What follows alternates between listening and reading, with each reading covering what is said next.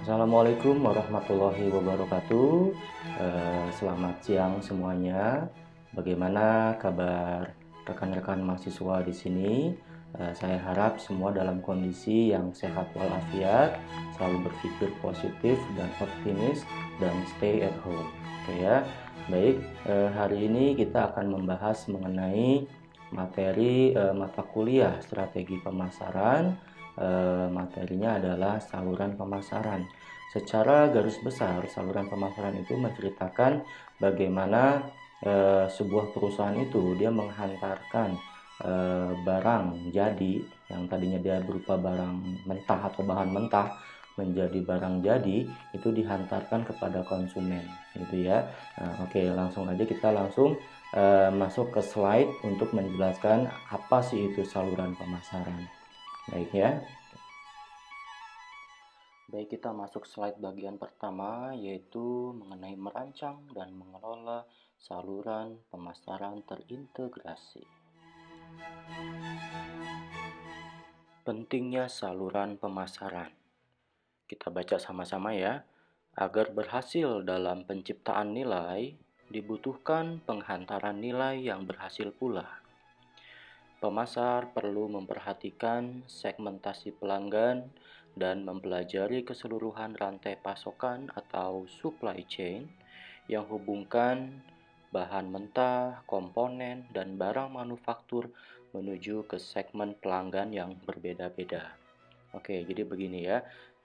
Pentingnya saluran pemasaran di dalam perusahaan kita nanti ya untuk apa?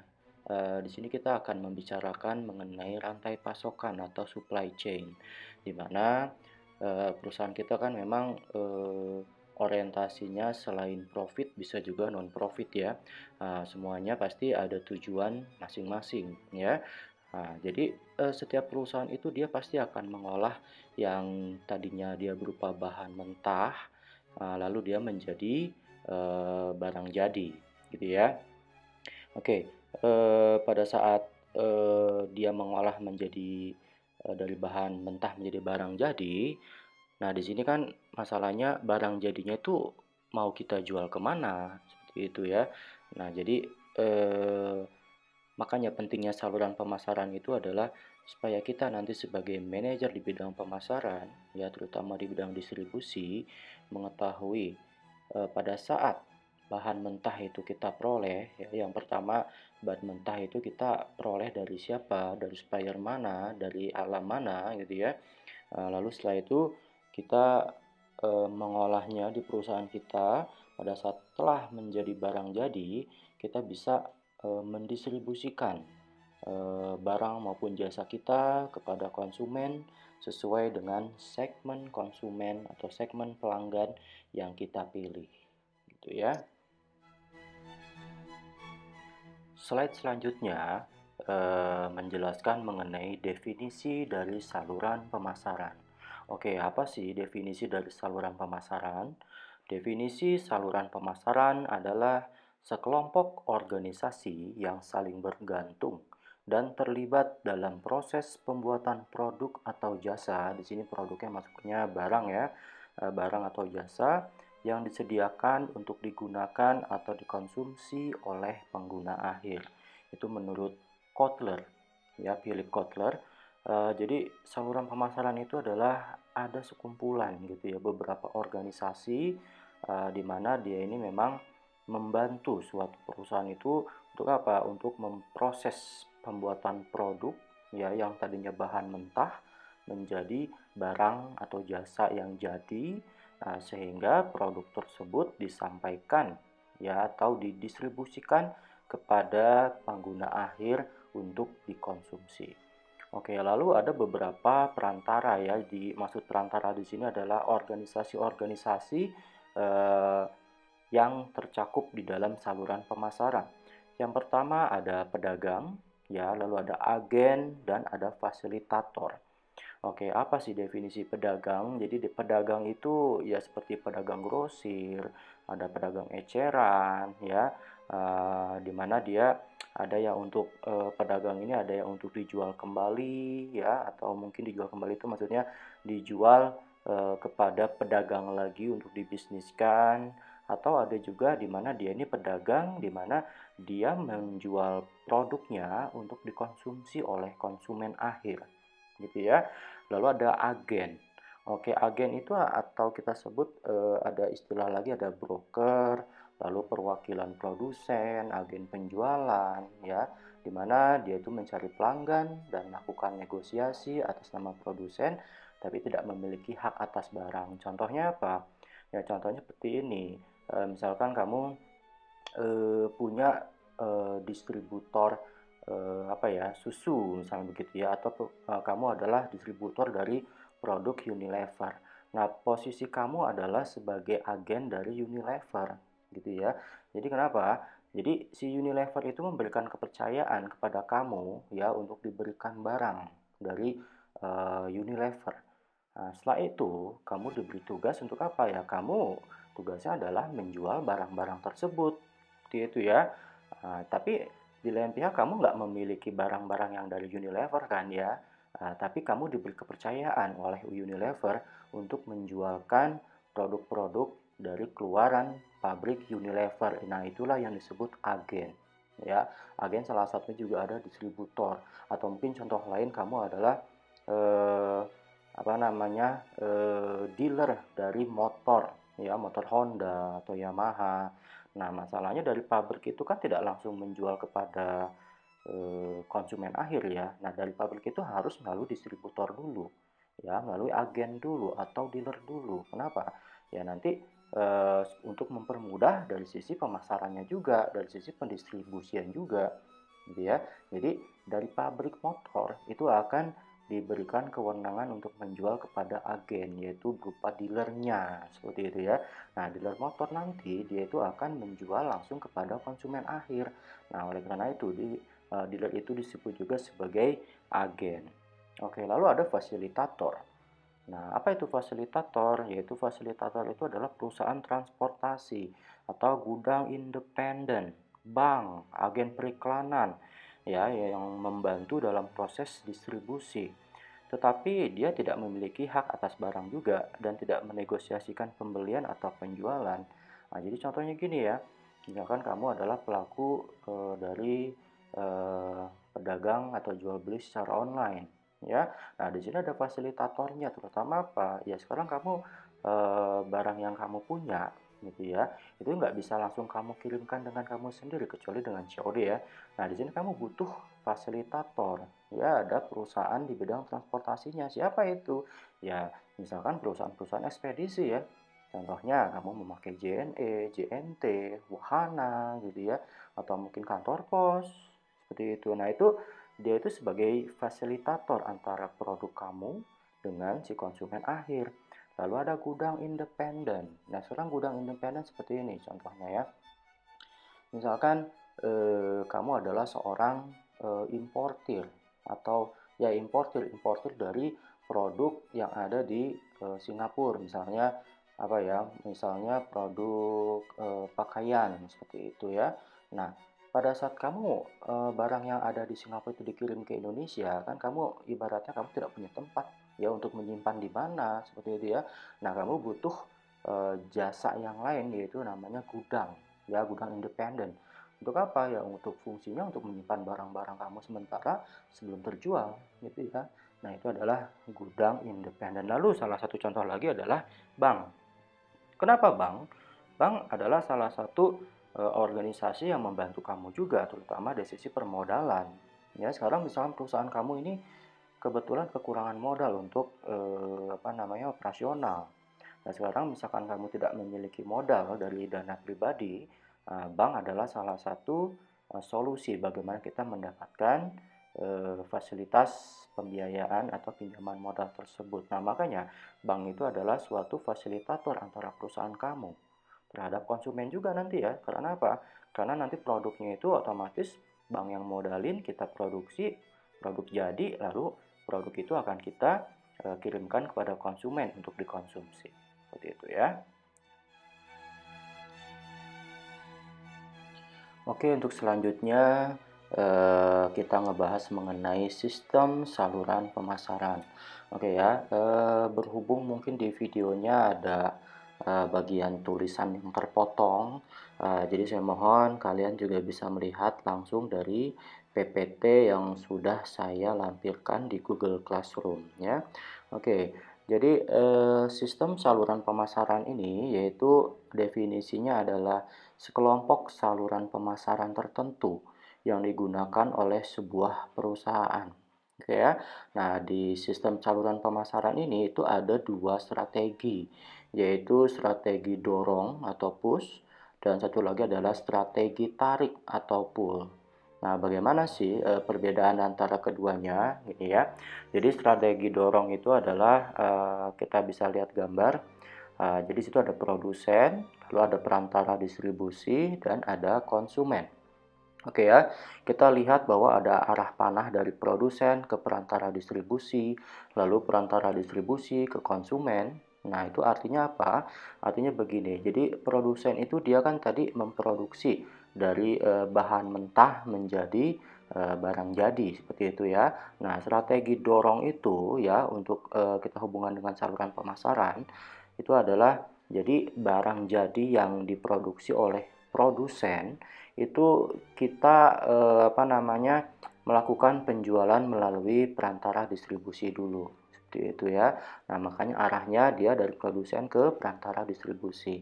Oke, lalu dari perantara distribusi ini dia tuh membantu penjualan dari produsen. Nah, baru setelah itu dari perantara distribusi dia distribusikan barang atau jasanya itu langsung kepada konsumen. Seperti itu ya. Nah, makanya panahnya itu adalah antara perantara distribusi ke konsumen ya. Lalu aktivitas pemasaran yang terjadi di strategi dorong atau push ini apa ya? Jadi aktivitas pemasarannya itu bagi produsen dia pasti butuh tenaga penjualan ya. Ya sekarang dari pabrik menuju distributor atau perantara distribusi, yaitu pasti dia butuh tenaga, karyawan ya. Lalu dia juga yang namanya produsen, dia butuh uang promosi dagang. Ya, contohnya bikin iklan, bikin spanduk atau apapun itu gitu ya. Untuk apa? Untuk diketahui oleh konsumen sebenarnya ya. Nah, di sini peran distribusi itu hanya sebagai perantara aja. Oke ya. Lalu, ada aktivitas pemasaran pedagang. Ya, ini, maksudnya tuh pedagang itu adalah perantara distribusi di sini. Ya, contohnya apa? Contohnya tenaga penjualan. Ya, jadi si distributor itu yang seperti kalian lihat contohnya misalnya di supermarket ya. Supermarket itu ada SPG, lalu ada mungkin bagian salesnya gitu ya, sales yang mengantarkan barang dari distributor ke supermarket, itu kan ada tenaga penjualan gitu ya. Kayak, nah itu kayak SPG atau ibaratnya nama istilah itu kanvas salesman gitu ya, atau ada salesman motoris, itu adalah tenaga penjualan, makanya dia pasti butuh biaya di situ dan ada aktivitas pemasaran juga. Lalu ada juga periklanan ya, kadangkala seorang distributor itu dia atau dalam lembaga distributor itu dia melakukan ada periklanan misalnya di suatu wilayah tertentu, misalkan beli deterjen gitu ya. Dia berinisiatif mungkin dari si produsen tuh nggak ada bonus apa-apa, tapi dari distributor itu dia memberikan bonus apabila membeli 2 deterjen bubuk gitu ya, 2 bungkus, dia bisa mendapatkan misalnya 1 piring cantik, seperti itu ya. Nah, itu salah satunya aktivitas dari promosi penjualan, seperti itu ya. Dan periklanan misalkan bikin spanduk lah ya, bikin sponsorship lah, seperti itu. Oke ya. Oke, lalu ada strategi tarik atau pull.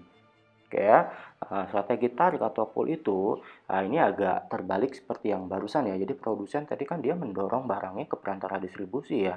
Lalu dari perantara distribusi ke konsumen. Tapi kalau strategi tarik atau pull itu justru kebalikannya. Kenapa? Justru konsumen lah yang membutuhkan barang kita.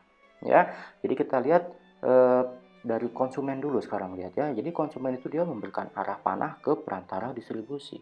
Jadi ternyata si konsumen itu dia butuh barang atau produk kita ya. Dia mencarinya ke distributor. Ya contohnya gimana? Contohnya misalkan kita mau beli motor nih ya, PCX contohnya atau NMAX. Wah kebetulan di distributor itu nggak ada atau dealer itu nggak ada, harus inden. Ya, wah padahal konsumen nih menggebu-gebu ya, wah barang baru nih gitu ya, pengen nyoba ya. Nah makanya dia datang ke dealer ya. Tapi sama dealer, wah nggak ada barangnya nih Pak, gitu ya, atau Bu. Ya, jadi gimana? Harus inden. Oke, harus inden ya. Oke, nggak apa-apa konsumen karena ingin ya, dia inden tuh ke dealernya ya, atau di sini posisinya sebagai perantara distribusi. Nah, dari si dealer itu dia pasti akan memesan ya kepada si produsen ya, kepada Honda atau Yamaha bahwa ada permintaan nih dari konsumen apa PCX atau NMAX berapa ratus unit gitu ya. Nah, baru nanti si produsen itu dia akan membuatkan gitu ya, membuatkan berapa unit motor yang dibutuhkan oleh si dealer tersebut ya, dan akhirnya apa namanya, si produsen itu sudah membuat dan barangnya akan disampaikan kepada konsumen. Nah, apabila suatu produk itu dikategorikan dia sudah berada pada strategi tarik atau pull, itu biasanya sudah si konsumen itu sudah dikategorikan loyalitasnya itu udah tinggi. Ya, contohnya misalkan tadi pengen PCX, oh berarti dia untuk merek Honda tuh udah loyal ya. Jadi apapun dia mau ganti motor, pokoknya saya maunya Honda seperti itu ya. Nah, itu artinya loyalitasnya sudah tinggi terhadap merek Honda ya, atau ke Yamaha nanti gitu ya. Oke, lalu ada aktivitas pemasarannya apa di situ? Jadi si produsen itu dia ada aktivitas pemasaran ya, contohnya misalkan iklan. Nah, sekarang bagaimana konsumen bisa tahu kalau misalkan ada PCX ya atau NMAX tahun 2000 tahun sekarang gitu ya.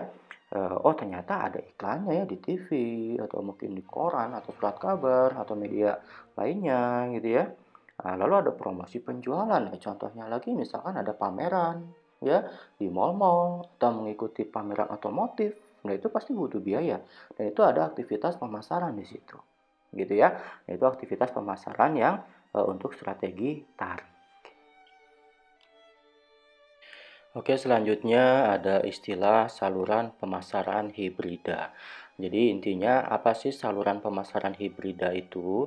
Jadi saluran pemasaran hibrida adalah si perusahaan atau produsen itu dia melakukan beberapa cara alternatif dalam mendistribusikan produknya kepada konsumen ya. Saat ini kan kita mengenal dengan sudah zamannya era internet ya. Jadi selain si produsen itu dia menjual secara offline ya, mungkin dia bisa melalui si distributor atau agen, dealer gitu ya. Nah, saat ini juga kadangkala si produsen itu dia juga bisa melakukan penjualan langsung ke konsumen ya. Contohnya misalkan itu ada ini gambarnya kebetulan di videonya agak terpotong ya. Saya juga nggak tahu kenapa settingannya ini. Jadi contohnya Dell, HP, Asus gitu ya. Nah, kita kan sering lihat ya, memang kita saat ini kalau beli misalkan laptop Asus, Dell atau HP itu kita langsung ke tokonya gitu ya, atau mungkin pusat elektronik seperti itu. Tapi sekarang perusahaan-perusahaan IT ini dia kadangkala di websitenya itu kita bisa beli langsung loh ya di situ. Ya, jadi kadangkala misalkan kita pengen spesifikasi sendiri, ya kita pengen desktop komputer gitu ya, komputer desktop yang punya Intel Pentium berapa gitu ya, lalu RAM berapa, ya lalu ada apa namanya ROM berapa seperti itu. Nah, kita bisa request seperti itu. Nah, itu kadangkala perusahaan itu dia langsung melalui websitenya. Ya, sudah ada beberapa perusahaan yang seperti itu. Nah, pada saat sudah dibuatkan produk yang sesuai dengan keinginan konsumen, baru produk itu dikirimkan kepada konsumen. Nah, jadi maksud dari saluran hibrida itu adalah selain perusahaan itu dia menjual atau mendistribusikan barangnya itu melalui secara konvensional ya, secara biasa ya, maksudnya melalui offline ya, dia juga bisa ya melalui sistem online atau juga mungkin bisa melalui telepon ya, atau mungkin melalui surat ya, katalog. Nah, seperti itu ya. Jadi konsumen itu nggak harus beli langsung ke tokonya, tapi bisa langsung ke perusahaan ya, tadi lewat websitenya atau mungkin katalognya langsung seperti itu. Nah, itu maksud dari saluran pemasaran hibrida. Oke, selanjutnya ada integrasi saluran. Oke ya, integrasi berarti kan Intinya apa ya integrasi ya? Integrasi berarti ada gabungan gitu ya. Jadi di sini pelanggan mengharapkan integrasi saluran yang ditentukan karakternya oleh fitur-fitur seperti ya sekarang kita sudah zamannya internet, kita punya handphone, smartphone ya. Lalu internet kita sudah cukup mudah hari ini ya.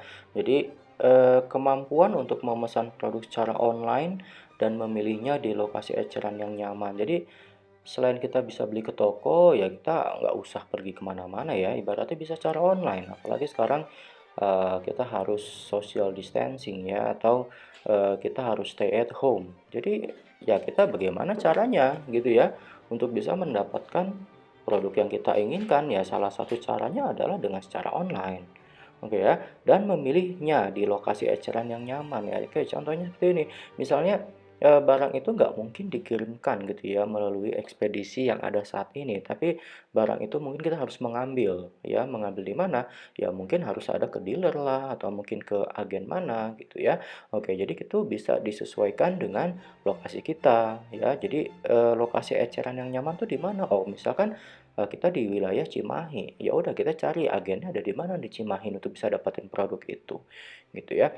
Lalu untuk kemampuan untuk mengembalikan produk yang dipesan secara online ke toko pengecer terdekat. Oke, contoh seperti ini ya. Kalau misalnya kita transaksi online, pasti kan kadang-kala ada resiko di mana produk kita itu produk cacat atau mungkin kita butuh komplain di situ ya, atau mungkin produknya rusak seperti itu. Nah, konsumen ini jelas dia nggak mau dong ya beli sesuatu tapi produknya rusak ya, barangnya rusak. Bagaimana nih caranya? Oh, misalkan ada garansi dari si produsen, oke silakan tukarkan produk Anda ini apa namanya ke perusahaan kami gitu ya. Tapi masalahnya saya di luar kota nih, gimana cara saya bisa mengirim produknya ini ke kota, misalnya ke Jakarta gitu ya. Nah, ternyata si produsen ini dia punya perwakilan, yaitu ada toko pengecer di wilayah kita ya, misalnya di Cimahi gitu ya. Nah, jadi kita bisa menukarkan produk kita yang rusak itu ke toko pengecer terdekat yang telah dipilih oleh si produsen. Nah, itu kan sebenarnya mempermudah ya, makanya itu integrasi saluran tuh di situ. Oke ya. Lalu si konsumen juga dia menuntut adanya hak untuk menerima tawaran diskon, lalu promosi berdasarkan total pembelian online dan offline. Ya, contoh seperti ini ya. Ya, kadang-kala ada nih diskon misalkan pembelian secara online ya, ya dia butuh dong ibaratnya informasi gitu ya, dan kita misalkan belinya banyak ya berhak dong dapetin diskon gitu ya. Lalu yang namanya promosi jangan cuma offline doang dong, ya online juga dong gitu ya, atau mungkin ada promosi di online ya yang offline juga ada promosi juga dong, jangan dibeda-bedain seperti itu ya. Oke, jadi apa namanya konsumen itu berhak misalnya dia ada tawaran diskon atau promosi dari si produsen. Selanjutnya, memahami kebutuhan pelanggan. Oke ya, jadi konsumen itu dia memilih saluran yang mereka sukai berdasarkan sejumlah faktor. Yang pertama, harga, pilihan produk, kenyamanan pilihan saluran, dan tujuan belanja mereka. Ya contohnya ya, kok kalau beli online harganya lebih murah ya dibandingkan beli offline gitu ya. Atau misalnya kalau misalkan saya beli online tuh harganya tuh dibandingin offline bedanya sedikit ya, tapi kok masalahnya online itu ada ongkos kirim. Ya, jadi kalau ongkos kirim harganya sama seperti di grosiran tapi kita pakai ongkir. Nah, jadi otomatis lebih mahal dong ya. Nah, itu salah satu apa namanya? Pola pikir konsumen tuh pasti ingin harganya yang murah. Seperti itu ya. Lalu pilihan produk.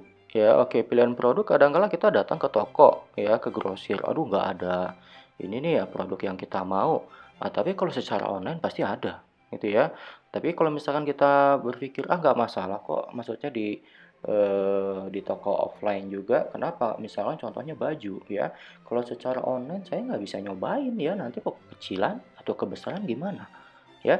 Tapi masalahnya kalau misalnya saya di toko offline itu saya bisa nyobain nih, gitu. Jadi pas, enak di badan. Nah itu termasuk dari pilihan produk ya. Lalu kenyamanan pilihan saluran, ya contohnya seperti ini.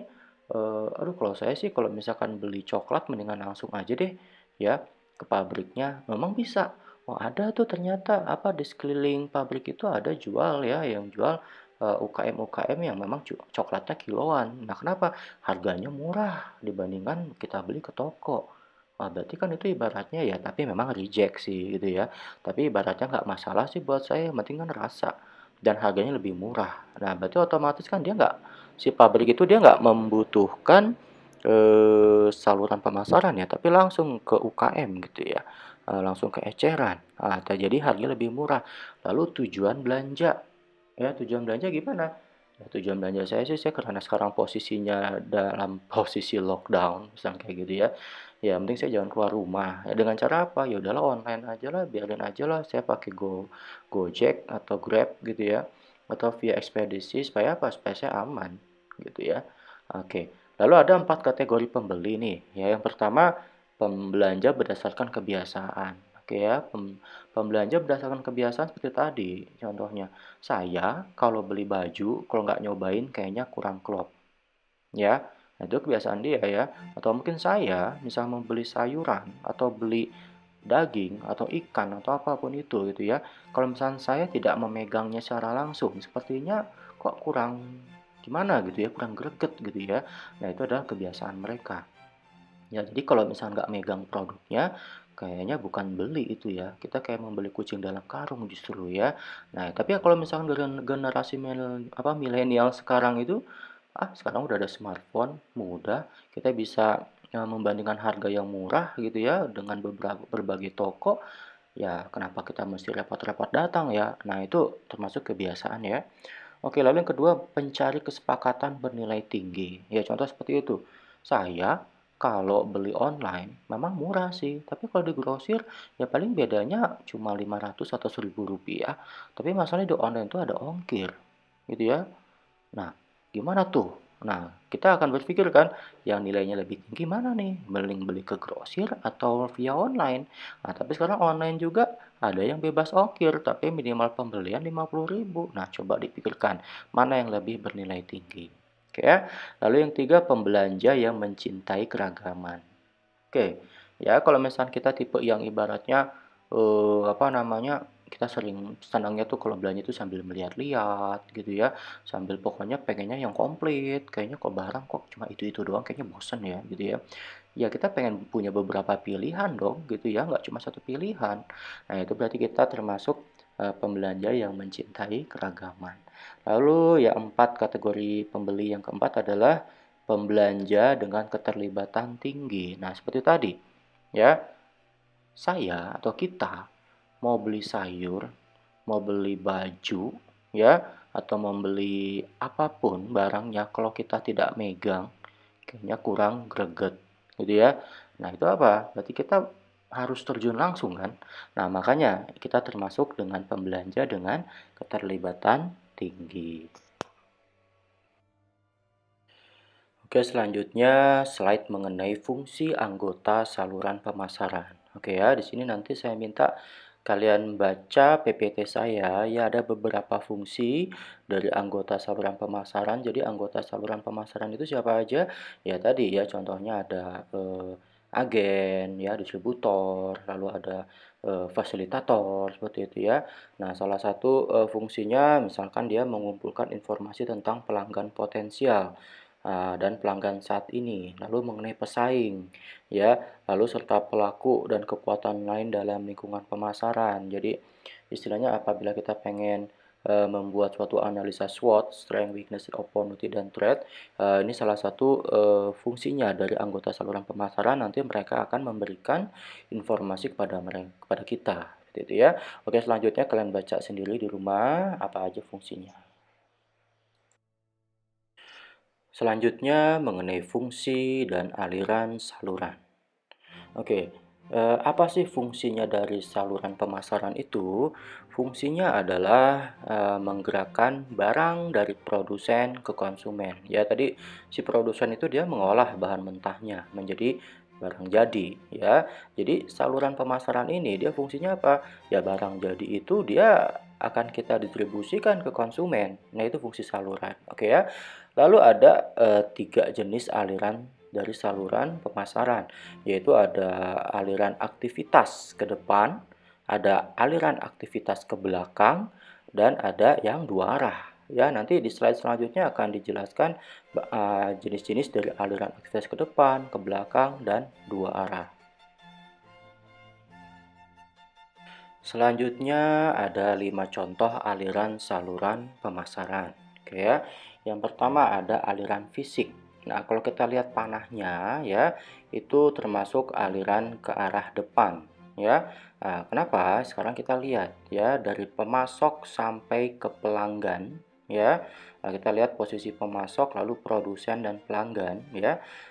Itu arah panahnya ke kanan semua. Jadi yang pertama yang disebut aliran fisik itu, pemasok itu dia, mengirimkan ya bahan bakunya kepada produsen, atau mungkin disebut sebagai bahan mentahnya ya, melalui apa? Melalui pengangkut dan gudang. Nah ini, termasuk, si tadi agen itu ya, pengangkut dan gudang ya, atau fasilitator ya, sorry fasilitator ya. Nah jadi si pengangkut dan gudang itu adalah fasilitator, di mana, barang mentah yang dari pemasok itu akan disalurkan kepada produsen. Nah, produsen ya dia kan sudah memproduksi nih dan sudah punya menjadi barang jadi kan. Nah, produsen itu karena kita ada tadi hibrid ya, jadi produsen itu dia bisa langsung menjualnya kepada pelanggan atau tidak, produsen itu dia membutuhkan apa? Penyalur atau agen, distributor gitu ya. Nah, produsen ke penyalur dia menggunakan jasa pengangkut atau gudang sebagai fasilitatornya ya. Lalu penyalur juga untuk mendistribusikan ke pelanggan, dia membutuhkan pengangkut gitu ya, fasilitatornya. Nah, kita kembali tadi ya, ternyata si pengangkut atau gudang itu ya, dia bisa juga ditugaskan oleh si produsen untuk mengantarkannya langsung ke pelanggan ya. Di panahnya itu ya, panahnya itu pengangkut langsung ke pelanggan gitu ya. Jadi selain lewat penyalur ternyata, eee, produsen ini dia juga bisa langsung menjualnya kepada pelanggan, itu aliran fisik ya. Oke, lalu lalu ada aliran hak milik. Ya kita lihat juga dia posisinya dia ke depan ya, jadi pemasok, lalu produsen, lalu ke penyalur, dan pelanggan. Nah, maksudnya hak milik itu apa? Yang pertama, produsen itu dia hak miliknya adalah bahan mentah ya, itu dikirimkan kepada produsen. Nah, jadi itu bahan mentah itu karena sudah dibeli, akhirnya apa? Dimiliki oleh si produsen ya untuk diolah. Oke, si produsen dia mengolah si bahan mentah tersebut menjadi barang jadi ya. Lalu barang jadi itu didistribusikan melalui penyalur. Ya, penyalur akhirnya menjual langsung kepada pelanggan. Nah, hak milik si barang tersebut atau produk tersebut itu eh, total dimiliki oleh si pelanggan. Oke, lalu ada aliran pembayaran. Ya, tiga. Nah, kalau kita lihat panahnya itu kebalik ya. Jadi otomatis apa artinya? Itu berarti alirannya ke belakang bukan ke depan. Ya, nah berarti kita bacanya dari mana? Dari belakang boleh, dari depan juga boleh ya. Tapi kita mudahnya baca dari belakang aja ya. Misal pelanggan dulu. Oke, sekarang pelanggan itu kan dia membeli produk dari si produsen kan. Oke ya, jadi si pelanggan itu dia menggunakan si fasilitator yaitu bank ya untuk apa? Membayar. Oke ya. Nah, bank itu dia itu akhirnya apa? Menyalurkan dana dari si pelanggan itu ke si penyalurnya atau si distributornya atau agennya ya. Lalu agen itu atau penyalur itu dia membayar ke produsen itu ya kalau misalnya ratusan juta gitu ya, masa sih mau cash ya? Ya pastinya kan dia akan melalui jasa bank ya sebagai fasilitator ya. Jadi si penyalur itu dia akan transfer ke bank ya sesuai dengan rekening yang punya produsen ya. Nah, produsen juga kan dia punya kewajiban untuk membayar bahan mentah karena mungkin si produsen mendapatkan bahan mentah itu dari pemasok dengan sistem bayar belakangan atau kredit seperti itu ya. Nah, makanya si produsen setelah ada pembayaran dari penyalur, yaitu dia mentransfernya langsung ke rekening bank bagi pemasok gitu ya, itu aliran pembayaran. Lalu ada 4 aliran informasi. Nah, kalau kita lihat sini arahnya tuh ada dua arah. Berarti dia arahnya untuk alirannya tuh dua arah ya. Bisa bisa saling mungkin saling dari contohnya nih pemasok melalui pengangkut. Nah, itu bisa posisinya bisa saling berkesinambungan, bisa saling dua arah gitu ya. Bisa, arahnya bisa ke depan maupun arahnya bisa ke belakang. Oke, itu nanti kalian, lihat, baca sendiri bagaimana arah panahnya dan kalian interpretasi sendiri. Dan juga sekarang yang aliran kelima, yaitu aliran promosi. Nah, kalau kita lihat di sini, aliran promosi itu termasuk aliran yang ke depan. Soalnya dari pemasok sampai produsen dan penyalur lalu ke pelanggan, itu arahnya ke kanan, berarti arahnya ke depan, gitu ya. Selanjutnya, ini saluran pemasaran bila kita lihat dari sisi konsumen dan industri, oke ya. Oke, seperti barusan ya, ini ada dua ya, itu saluran pemasaran konsumen dan saluran pemasaran industri. Oke, kita lihat ya, berhubung gambarnya mungkin agak kepotong, jadi kalian bisa melihat langsung dari PPT-nya. Oke, di situ ada di bagian A, saluran pemasaran konsumen dulu ya. Oke, lihat ini kita akan bagi menjadi tingkat 0, tingkat 1, tingkat 2, dan tingkat 3. Oke, ya, kita lihat situ produsen, tingkat 0 dulu ya. Produsen panahnya langsung ke konsumen. Kenapa sih disebut tingkat kosong atau tingkat 0? Karena antara produsen dan konsumen itu tidak ada saluran pemasaran sama sekali, ya, atau tidak ada agen atau distributor yang berperan dalam mendistribusikan produk dari produsen ke konsumen. Oleh karena itu, karena tidak ada saluran pemasarannya, jadi disebut sebagai tingkat 0. Oke ya. Lalu tingkat 1, kita lihat antara produsen dan konsumen itu ada satu, yaitu pengecer. Ya, berarti ada nih satu nih agennya, yaitu pengecer. Nah, itu berarti kita sebut sebagai tingkat 1 karena cuma ada satu saluran pemasaran. Ya. Lalu tingkat 2, produsen ke konsumen itu ada dua ya, agennya itu pedagang grosir dan pengecer. Oke ya. Begitu juga dengan tingkat 3, ternyata antara produsen dan konsumen itu ada 3 agen ya, 3 saluran situ ya, ada melalui pedagang grosir dulu, pedagang besar, lalu pengecer. Nah, makanya disebut dengan tingkat 3. Nah, demikian juga untuk saluran pemasaran industri. Nah, kalian bisa baca sendiri berdasarkan panahnya. Ya, ada tingkat 0, tingkat 1, tingkat 2, tingkat 3. Kenapa gitu ya? Oh, ternyata kita lihat salurannya itu melalui agen nggak? Ada berapa agen di situ? Seperti itu ya. Selanjutnya kita bahas mengenai saluran sektor jasa. Nah, kalau saluran sektor jasa tadi kan kita selalu membicarakan produk kita adalah barang fisik ya. Jadi produk itu kan nggak harus barang, bisa juga jasa. Nah, kalau produk jasa tuh bagaimana nih cara saluran distribusinya atau saluran pemasarannya gitu ya? Oh, ternyata jasa juga ada loh saluran pemasarannya. Contohnya apa? Ya, contohnya gini deh, kalian misalnya butuh jasa pembantu rumah tangga. Nah, sekarang kalau misalkan kalian, apa namanya, mencari langsung ke kampung atau mungkin ke daerah tertentu, ya selain biaya dan waktu juga pasti mungkin di kampung itu juga sulit ya mencari pembantu rumah tangga. Tapi ternyata ya ada agennya nih di kota-kota ya. Agennya untuk apa? Untuk penyalur pembantu rumah tangga gitu ya.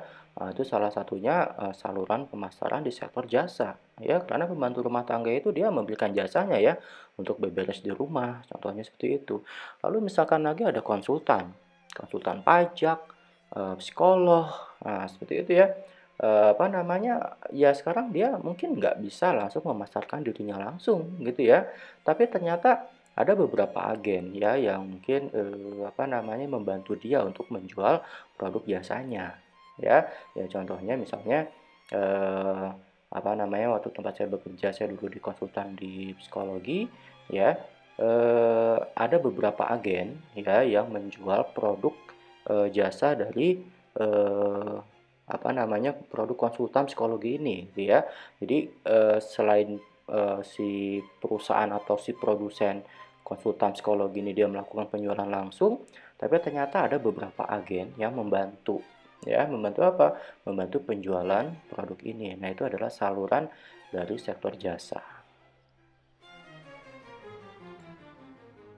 Oke, selanjutnya keputusan rancangan saluran. Nah, di sini sehubungan nanti kita setelah lulus dari perkuliahan ini, kita kalau bisa kita menjadi seorang supervisor ya di bidang pemasaran ya. Jadi kalau misalkan kita nanti seorang manajer atau supervisor ya, bagaimana sih caranya kita mengambil keputusan kira-kira rancangan saluran pemasaran bagi produk kita itu cocoknya seperti apa? Nah, itu ada beberapa langkah ya, ada 4 langkah. Yang pertama, analisis kebutuhan konsumen, ya, lalu yang kedua, menentukan tujuan saluran, ketiga, mengidentifikasi alternatif saluran utama, ya, lalu yang terakhir, yang keempat adalah mengevaluasi alternatif saluran utama. Oke, jadi gini ya, yang pertama analisis dulu kebutuhan konsumennya tuh apa, ya, dari perusahaan kita tuh kira-kira konsumennya tuh butuh apa, ya, misalkan ukuran lotnya, misalkan misalkan waktu pengiriman butuh cepat atau enggak, ya, lalu kenyamanan, keragaman produk perlu enggak, lalu ada dukungan layanan apa lagi setelah ini, gitu ya. Oke, lalu tahap berikutnya adalah menentukan tujuan saluran. Ya, jadi tujuan saluran ini ya bervariasi ya, tergantung dari karakter produk yang kita miliki. Oke, lalu tahap ketiga itu mengidentifikasi alternatif saluran utama. Ya, jadi tadi kita sudah tahu tujuannya apa, lalu kita identifikasi. Nah, identifikasi itu apa aja yang harus kita identifikasi? Yang pertama, yang A yang kita lihat di sebelah kiri yaitu menentukan jenis-jenis perantara. Nah, untuk produk kita itu kira-kira cocoknya pakai perantara apa sih ya? Agennya apa sih? Apakah pedagang melalui agen atau perlu fasilitator juga? Nah, itu ya kita harus menganalisa di situ ya. Oke, lalu yang identifikasi apa lagi? Ya, misalkan yang ke B itu menentukan jumlah perantara yang dibutuhkan ya. Itu ada distribusi eksklusif. Oke, kalian baca ya. Lalu distribusi selektif, lalu distribusi intensif ya. Jadi ada berapa jumlah perantara yang kita butuhkan ya. Lalu kita yang C, yang tiga itu menentukan syarat dan tanggung jawab anggota saluran kita ya. Misalkan kita butuh tiga ya, jadi kebijakan harga bagi mereka gimana? Misalkan maksimal mereka markup-nya itu misalkan maksimal 20%, misalnya kayak gitu ya. Nah, itu kita tentukan ya. Lalu kondisi penjualannya bagaimana? Hak teritorial si distributor. Jadi jangan sampai nanti si distributor itu dia ribut dengan distributor lain gara-gara apa? Wilayahnya merasa dicaplok oleh distributor lain. Nah, itu kita perusahaan yang memberikan batas wilayah ya, gitu. Lalu ada layanan dan tanggung jawab bersama ya, itu harus kita pikirkan juga.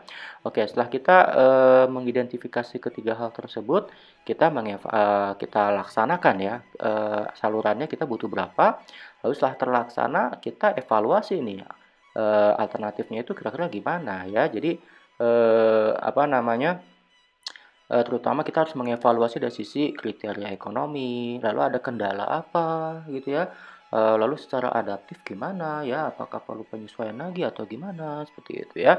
Nah, itu namanya kita evaluasi dari saluran-saluran yang telah kita pilih barusan. Selanjutnya kita akan membandingkan nilai tambah versus biaya dari berbagai saluran. Oke ya. Ini akan saya kasih contoh aja, selebihnya kalian pelajari sendiri. Jadi di sini ada suatu grafik di mana kita membandingkan antara beberapa saluran-saluran ya. Kita akan membandingkan berdasarkan biaya per transaksi sama dengan nilai tambah penjualan ya. Maaf, biaya per transaksi dan nilai tambah penjualan. Oke, kalau kita lihat ya, makin ke kiri atau makin ke bawah dia biayanya makin rendah. Ya, makin ke kanan atau ke atas dia biayanya makin tinggi. Oke, sekarang kita ambil contoh, misalkan kita menggunakan saluran pemasaran menggunakan internet.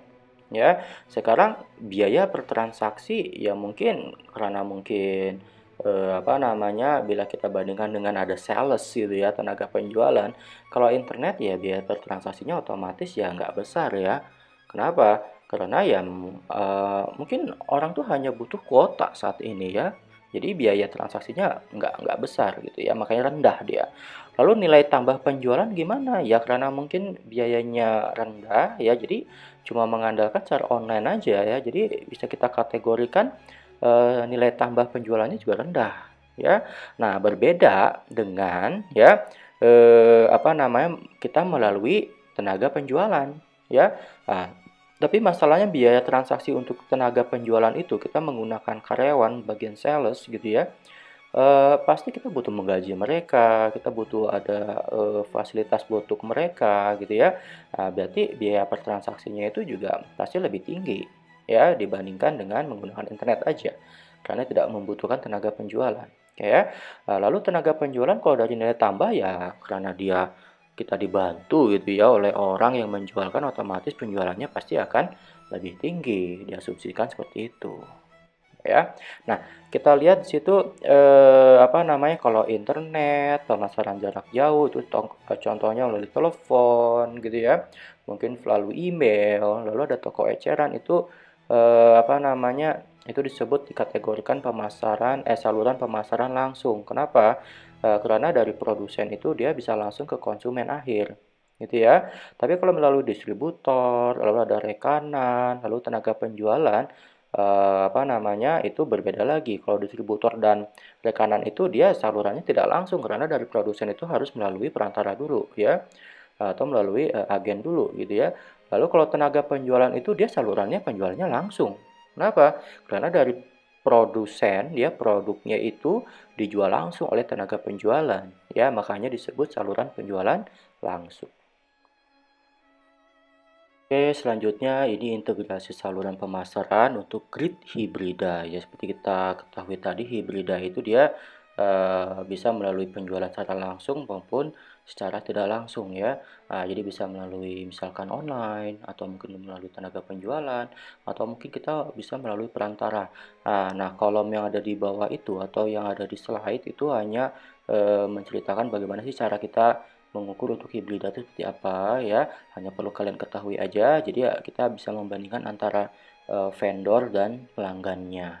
Oke ya, kita lanjut ke slide berikutnya.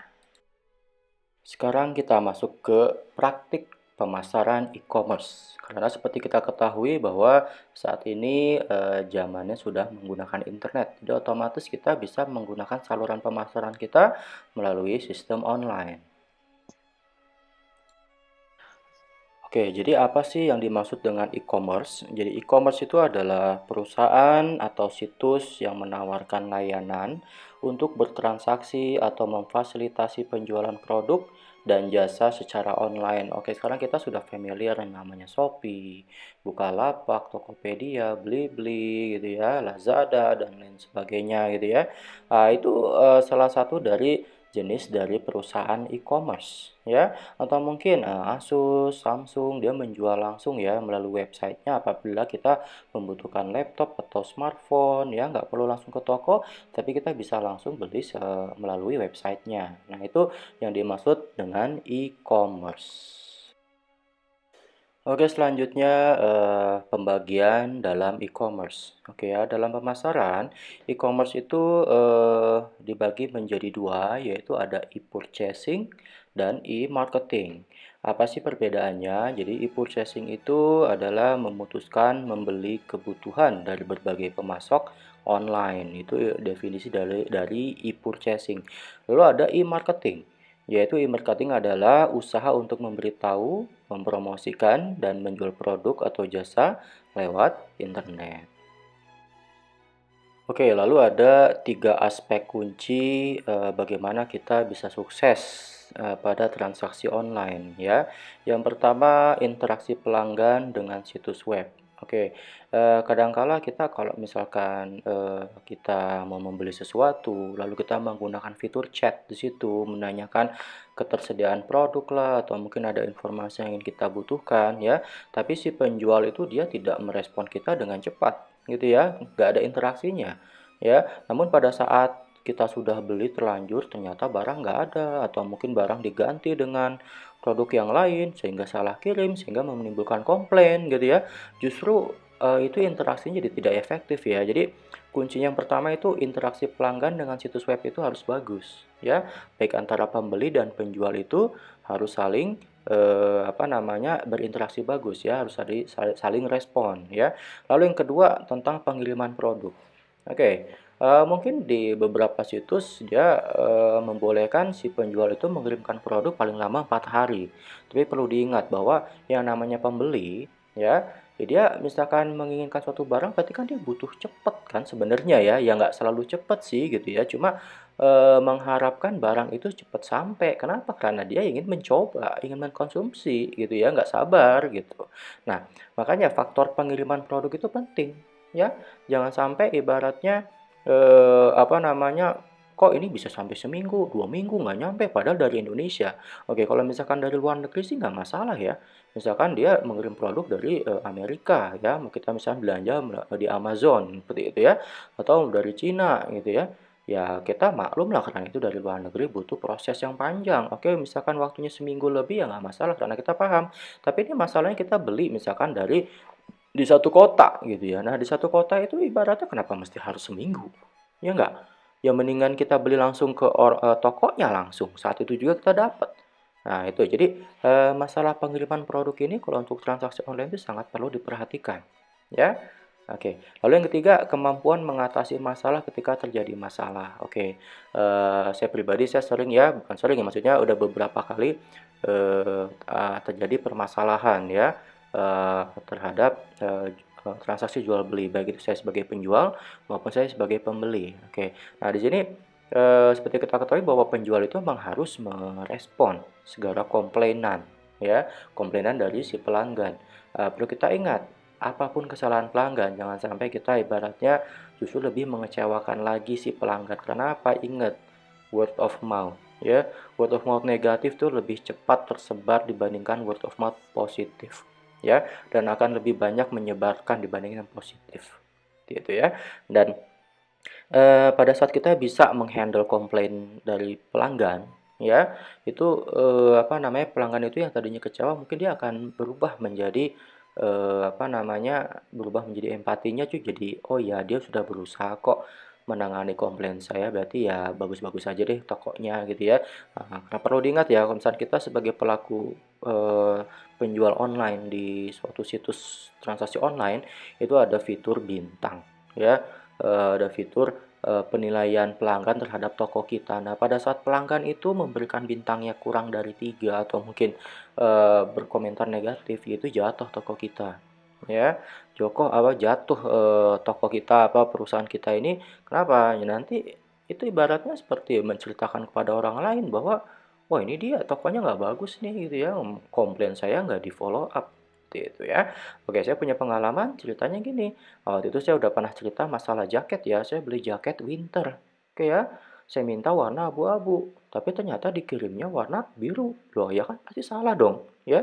Tapi masalahnya si pedagangnya ini dia nggak mau menerima kesalahannya ya, mungkin karena nggak mau rugi ya, gitu ya. Jadi tetap kekeh untuk tidak bisa mengembalikan, uang saya, ya. Kalau gitu ya udah balikin, saya kembalikan jaketnya, tukar warna abu-abu dan ternyata jaket abu-abu itu nggak ada, gitu ya. Nah, nggak ada solusi, tapi untungnya ada penengah di sini. Waktu itu saya belinya di Shopee ya. Pihak Shopee akhirnya memenangkan saya, ya, memenangkan saya untuk, memang pedagang yang salah, kenapa ngirimnya warna biru, gitu ya. Akhirnya uang saya kembali, tapi saya dimohon untuk mengirimkan jaketnya lagi.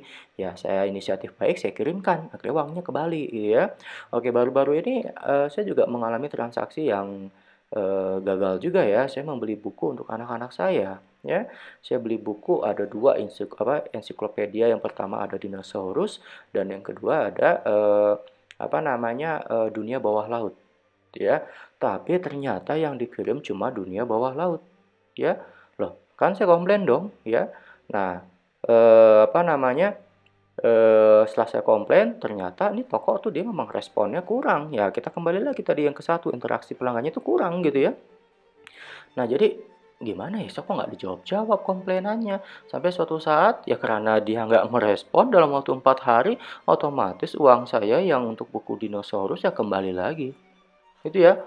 Tapi setelah itu, dari pengalaman itu kita sebagai konsumen mau nggak beli lagi ke toko-toko yang barusan, yang jaket maupun yang buku? Ya pastinya nggak mau dong. Kenapa? Karena kita punya pengalaman negatif, seperti itu ya. Dan hati-hati ya, setelah saya mengalami pengalaman yang negatif itu, saya diminta oleh pihak, Shopee, lalu yang buku saya diminta oleh pihak Tokopedia untuk memberikan penilaian, memberikan bintang berapa.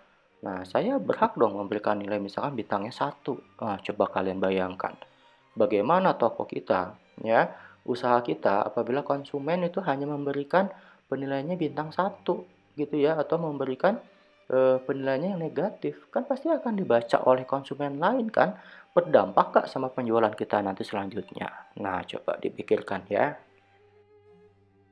Oke, selanjutnya kita akan mempelajari ternyata jenis perusahaan yang bergerak secara online itu ada dua, yaitu ada pure click dan ada brick and click. Apa itu pure click? Pure click adalah perusahaan yang meluncurkan situs web tanpa keberadaan sebelumnya sebagai perusahaan. Oke, selanjutnya.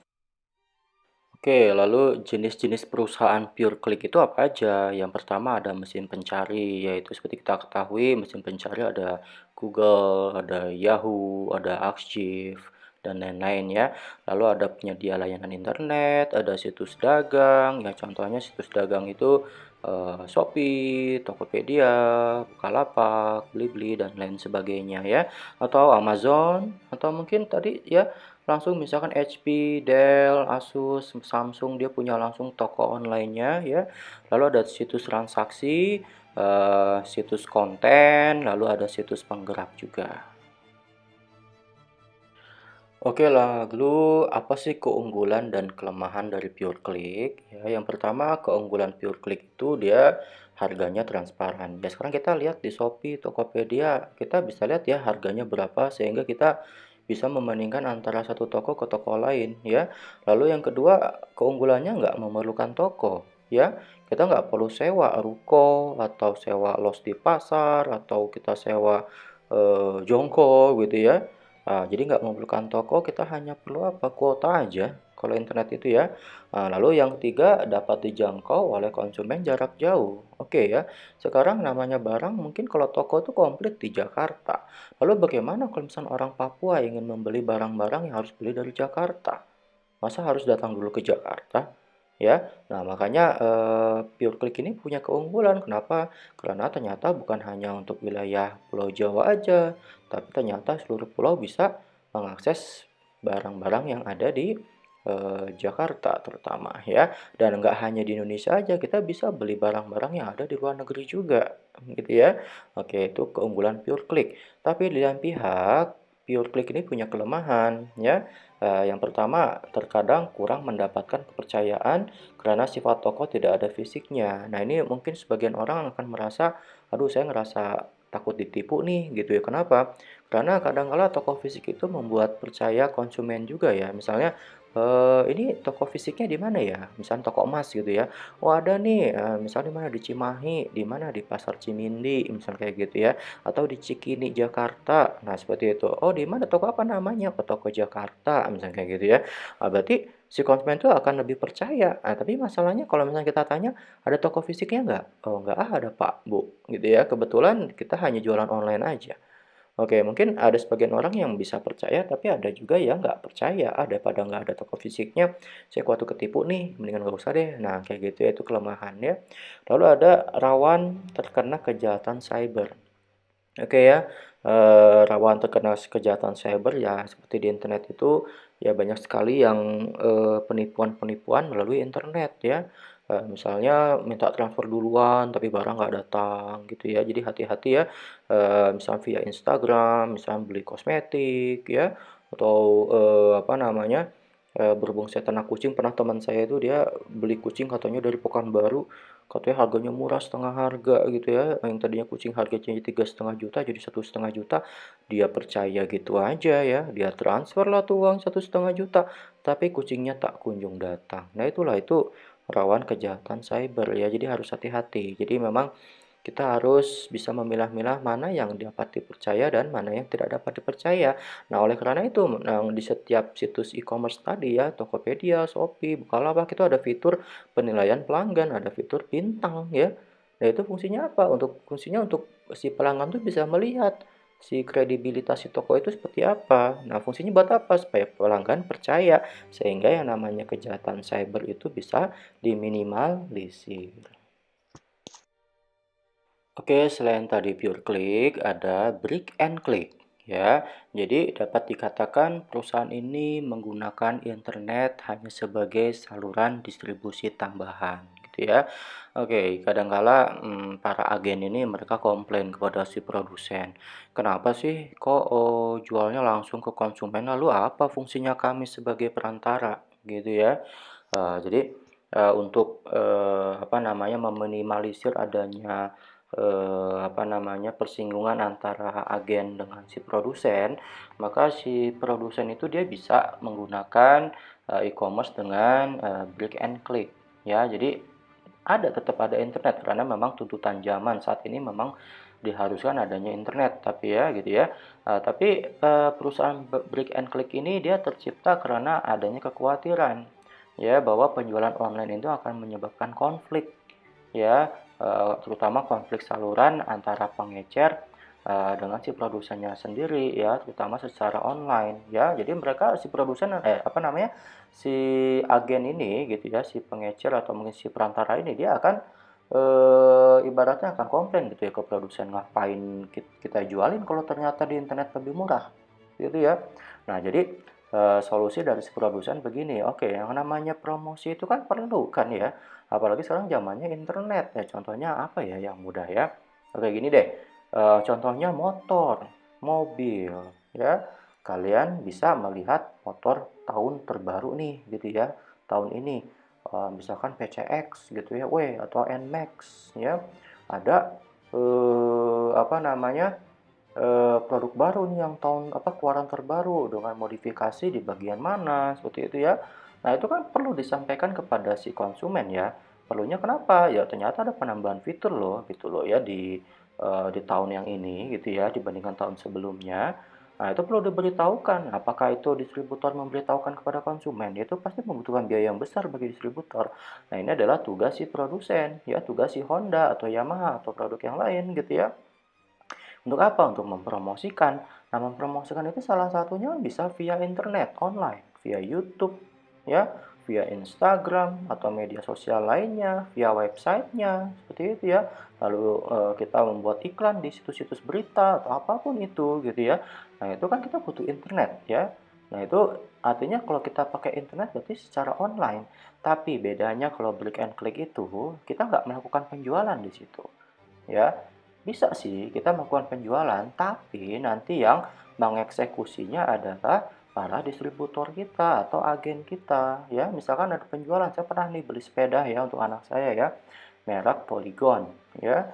Oke, di internet, wah ini harganya murah nih gitu ya. Ah, saya beli ah. Nah, saya pernah bandingin ya, bandingin kalau saya datang langsung ke dealer Polygonnya langsung ya. Kok harganya lebih mahal ya? Gitu ya. Lalu saya tanyakan ke dealer Polygonnya itu kenapa harganya berbeda dengan internet.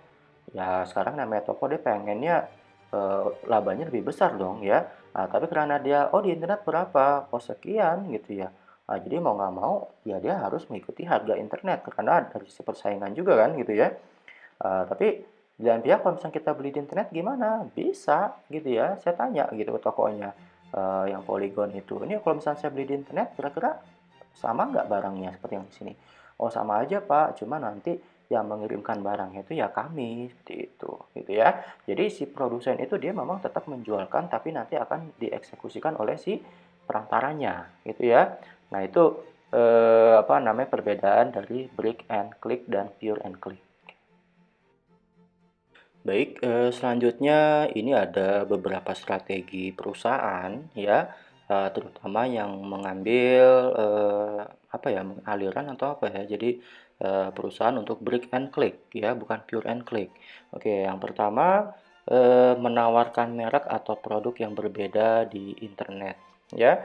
Nah, jadi kadang kala ada yang seperti ini ya, kalau misalkan kita beli internet adanya seperti ini, tapi ternyata kalau di toko offline nggak ada tuh gitu ya, produk itu hanya ada di internet aja gitu ya. Oh ternyata si produsen itu nggak menjual langsung ke distributor ya, dia harus langsung melalui produsennya langsung. Nah itu seperti itu.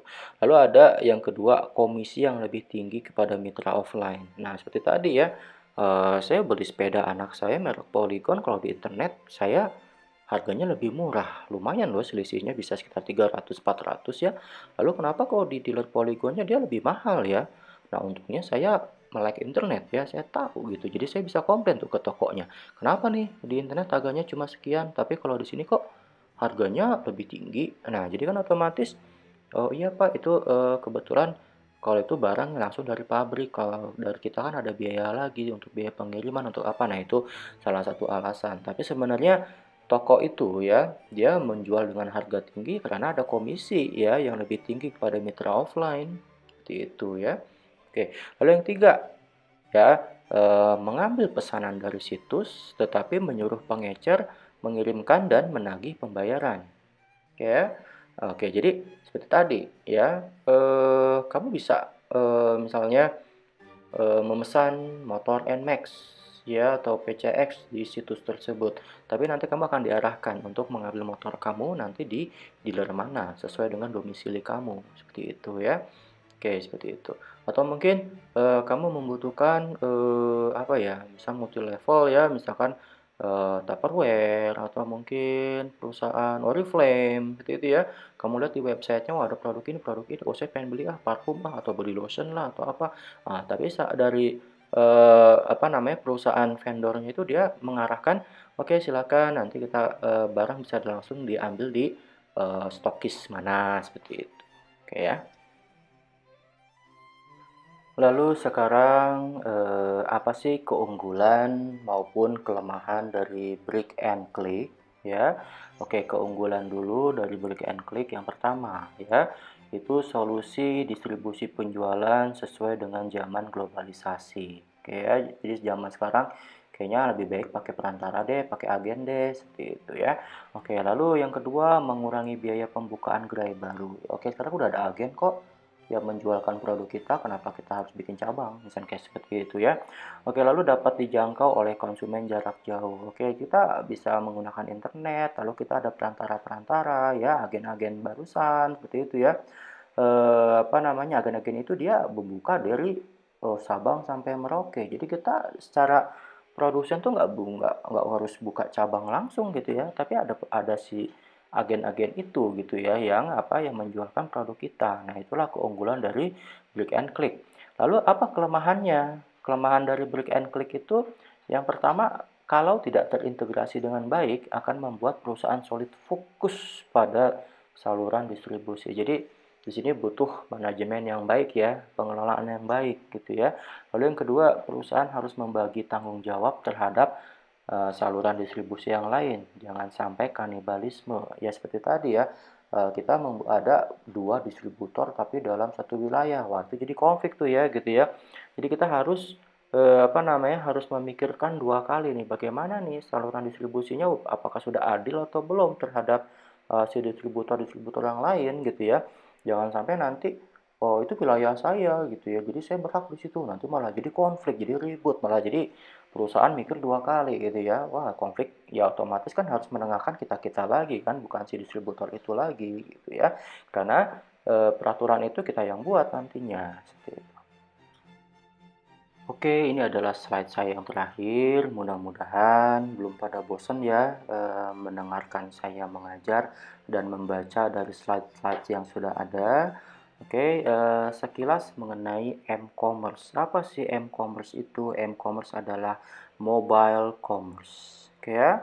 Jadi m-commerce merupakan pengembangan dari e-commerce di mana konsumen dapat melakukan pembelian produk walaupun sedang dalam mobilitas yang tinggi. Nah, sekarang kita ini sudah zamannya menggunakan m-commerce. Kenapa? Smartphone kita bisa kita lakukan untuk transaksi jual beli ya. Jadi pada saat kita lagi di mana kita tetap bisa connect ke internet ya. Nah, itulah yang disebut sebagai m-commerce. Oke ya. Oke, pada era mobile tidak lagi e-commerce dilakukan dengan hanya duduk di depan komputer. Ya, sekarang ibaratnya tadi kita smartphone kita bisa bawa kemana-mana, nggak perlu kita bawa desktop komputer kita yang besar itu pergi kemana gitu ya. Sekarang udah ada laptop, ya laptop yang kecil yang 10 inci juga ada gitu ya. Atau juga handphone kita, smartphone kita bisa pakai internet. Ya sekarang udah eranya mobile ya. Oke, lalu handphone, nah PDA, dulu ada yang namanya PDA ya. Lalu ada tablet, laptop, itu dapat digunakan sebagai sarana pembelanjaan online yang memiliki mobilitas yang tinggi ya. Jadi gadget-gadget kita itu ya, ya pastinya bisa kita gunakan untuk transaksi pemasaran ya, untuk e-commerce, tapi kita karena tadi arahnya memang sudah mobile, jadi kita sebut itu sebagai m-commerce, mobile commerce, gitu ya. Oke. Demikian materi mengenai saluran pemasaran. Saya harap saudara maupun saudari dapat membacanya lebih lanjut ya di PPT yang telah saya sharing di Google Classroom. Apabila ada pertanyaan, silakan ajukan komentar. Jangan ragu, jangan takut untuk mengajukan pertanyaan. Atau apabila memang pertanyaan Anda ingin secara private, silakan private comment. Dan juga apabila ingin WhatsApp langsung ke saya silahkan ya. Tapi alangkah baiknya andai kata ini pertanyaan seputar perkuliahan, kalian ajukan di komentar Google Classroom sehingga jawabannya bisa diketahui oleh teman-teman yang lain gitu ya. Baik, sampai ketemu lagi di materi selanjutnya minggu depan. Tetap berpikir positif, jaga kesehatan, stay at home. Sampai ketemu lagi. Mohon maaf bila ada kekurangan di dalam video presentasi ini. Akhir kata saya ucapkan wabillahi taufiq wal hidayah. Wassalamualaikum warahmatullahi wabarakatuh dan selamat siang semuanya.